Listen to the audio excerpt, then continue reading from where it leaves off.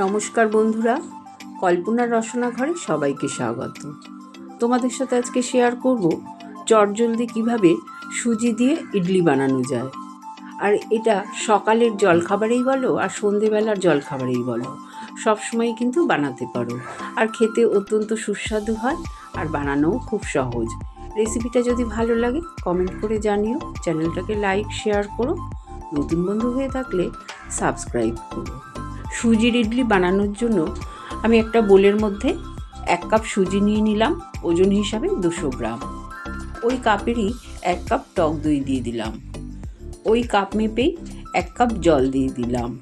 আর দিয়ে দেবো স্বাদ অনুযায়ী নুনটা দিয়ে এবার আমি এই সবগুলো উপকরণ খুব ভালো করে মিশিয়ে নেব।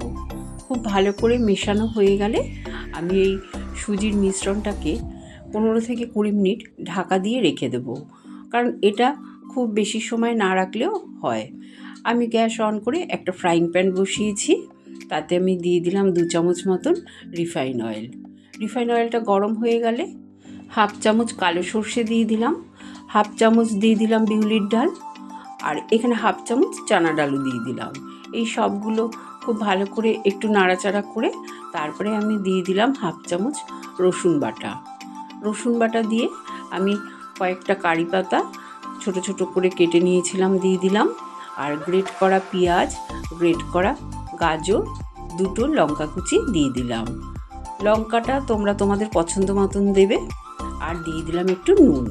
এই সবগুলো দিয়ে আমি একটু ভাজা ভাজা করে নেব। পেঁয়াজ আর গাজরটাকে ভাজা হয়ে গেলে গ্যাসের ফ্লেমটা কমিয়ে আমি এটা ঠান্ডা হতে দেব।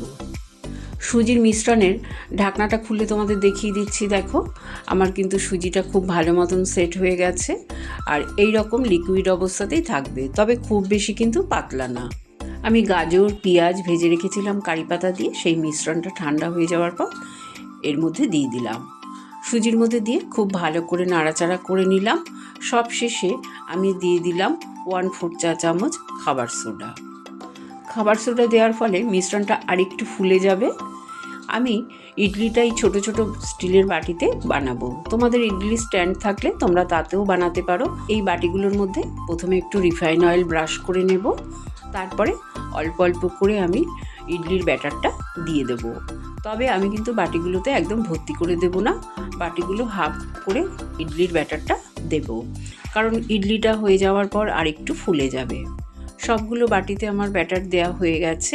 গ্যাস অন করে একটা কড়াইতে বেশ খানিকটা জল ফোটাতে দিলাম।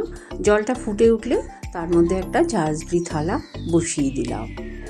এবার এই ঝাঁঝরি থালার উপর ইডলির বাটিগুলোকে সাজিয়ে দিলাম। সাজানো হয়ে গেলে একটা ঢাকনার সাহায্যে আমি ইডলিটা ঢেকে দেব। আর ঢাকনার মুখে ছিদ্র আছে বলে কাগজ দিয়ে আমি ছিদ্রটাকেও ঢেকে দিলাম। এই সময় গ্যাসের ফ্লেমটাকে মিডিয়াম টু লোতে করে 10 থেকে 15 মিনিট ইডলিটা ভাপাতে দেব। 15 মিনিট পর আমি তোমাদের দেখিয়ে দিচ্ছি। দেখো, ইডলিটা কিন্তু আমার হয়ে গেছে। একটা টুথপিকের সাহায্যে আমি তোমাদের দেখিয়ে দিলাম যে টুথপিকের গায়ে কিন্তু একটু লেগে নেই, তার মানে ইডলিটা আমার একদম তৈরি হয়ে গেছে। গ্যাস বন্ধ করে ঠান্ডা হতে দিলাম। তারপরে একটা ছুরির সাহায্যে বাটির সাইডগুলোকে আমি একটু কেটে কেটে দিলাম।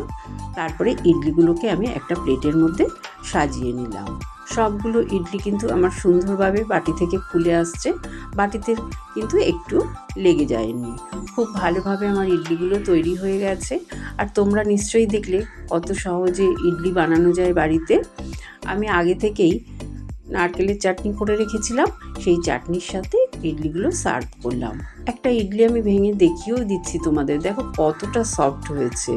তাই তোমরা এইভাবে যদি বাড়িতে ইডলি বানাও, সবাই কিন্তু খুব এনজয় করে খাবে।